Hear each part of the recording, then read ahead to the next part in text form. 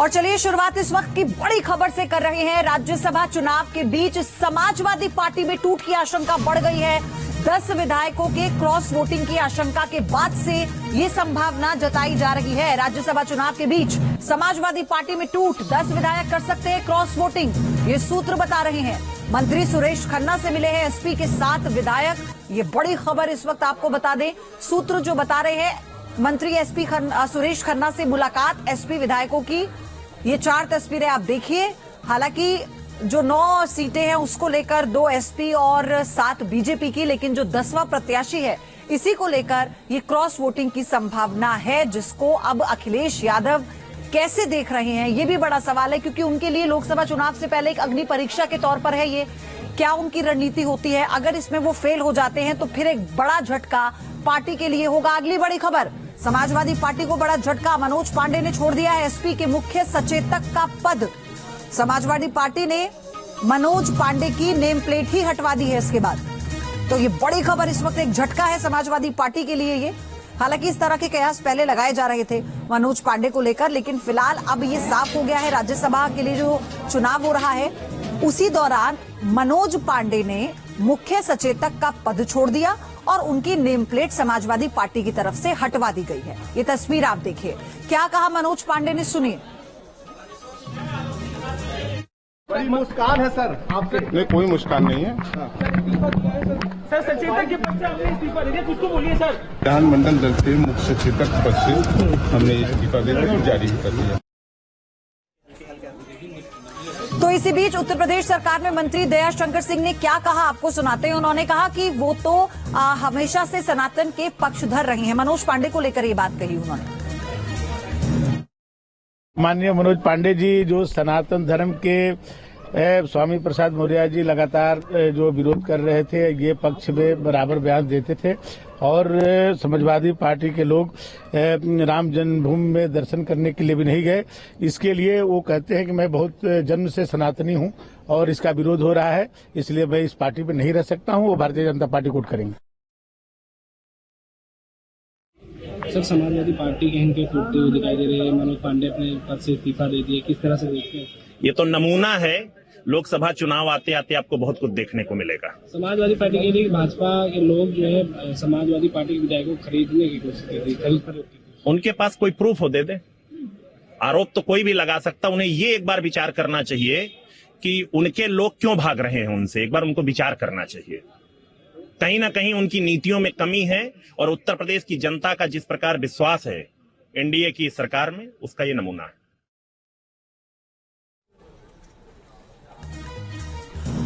और इसी बीच आपको बता दें, 2 सहयोगी मेरे साथ जुड़ चुके हैं। आलोक पांडे हैं और शुभम पांडे, दोनों हमारे साथ हैं। आलोक, सबसे पहले आपके पास आ रही हूं, बीजेपी की रणनीति क्या है?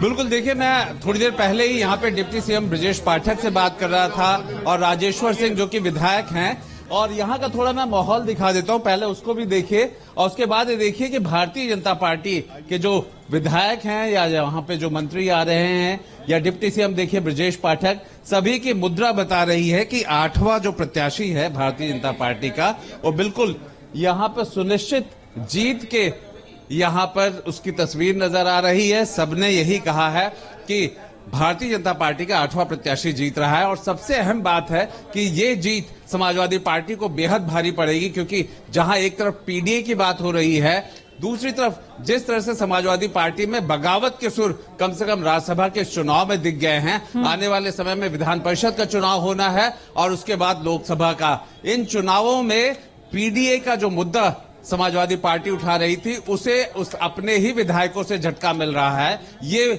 समाजवादी पार्टी के लिए सबसे बड़ा झटका है। 2 जीतें या फिर क्या होगा परिणाम, लेकिन समाजवादी पार्टी को इस राज्यसभा के 8वें प्रत्याशी भारतीय जनता पार्टी के बहुत ज्यादा सबक और बहुत ज्यादा झटका दे दिया है लोकसभा चुनाव में जाने से पहले। जी, और ये अखिलेश के लिए अग्नि परीक्षा के तौर पर इसे देखा जा रहा था, लेकिन अब ऐसा लगता है शुभम, जो स्ट्रेटेजी थी समाजवादी पार्टी की, अखिलेश यादव की, वो काम नहीं आ रही है और लोकसभा चुनाव से पहले अखिलेश के लिए, उनके खेमे के लिए ये अच्छा संकेत नहीं है। जी बिल्कुल, देखिए लोकसभा चुनाव के फाइनल मैच से पहले ये सेमीफाइनल था और यहां पर दोनों ही राजनीतिक दलों ने दमखम के साथ अपने दावे कल किए थे। जो डिनर डिप्लोमेसी का कांसेप्ट चला कल लोक भवन में चलता रहा, उसके बाद समाजवादी पार्टी कार्यालय में शाम को ही तस्वीर लगभग आज की साफ होने लगी थी।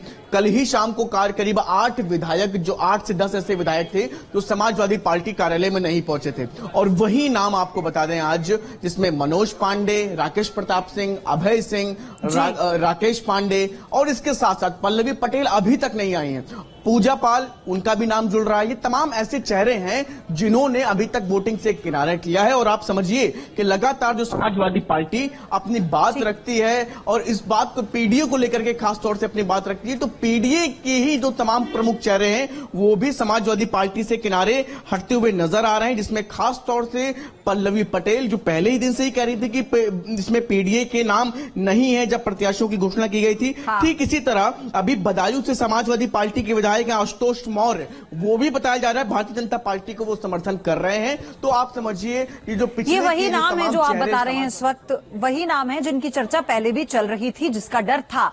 मैं आ रही हूं आपके पास शुभम, आप बने रहिएगा।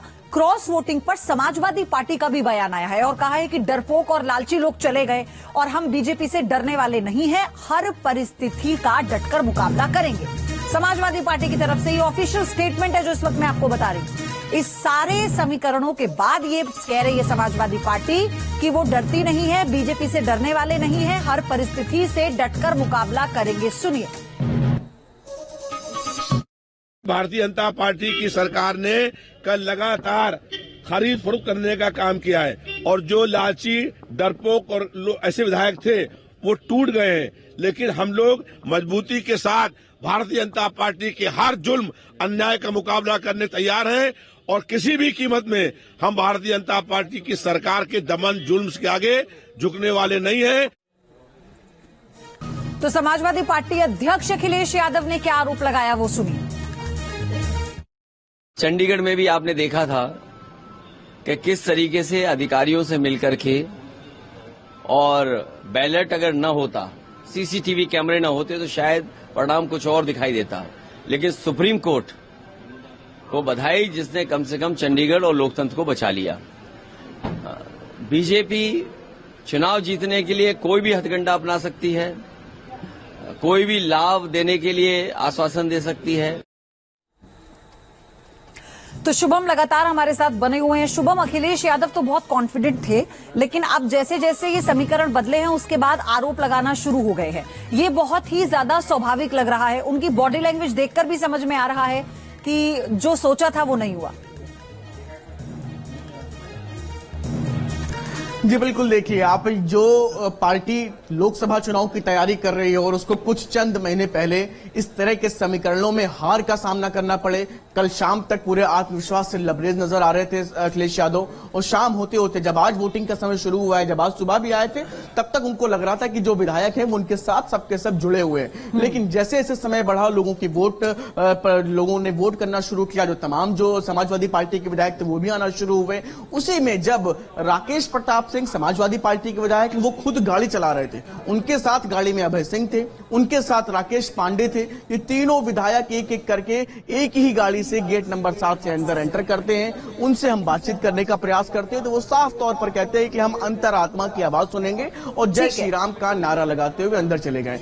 बताया जा रहा है कि इन 5 विधायकों की मुख्यमंत्री योगी आदित्यनाथ से मुलाकात भी अभी हुई है, जिसके बाद मुख्यमंत्री योगी आदित्यनाथ यहां से निकले हैं, और अन्य कुछ बड़े नाम भी अभी भी क्रॉस वोटिंग करेंगे, जो समाजवादी पार्टी के पक्ष में वोट न करते हुए भाजपा के पक्ष में वोट करेंगे। ये बिल्कुल तय बताया जा रहा है, थोड़ी देर में उन नामों का खुलासा जल्द होने वाला है।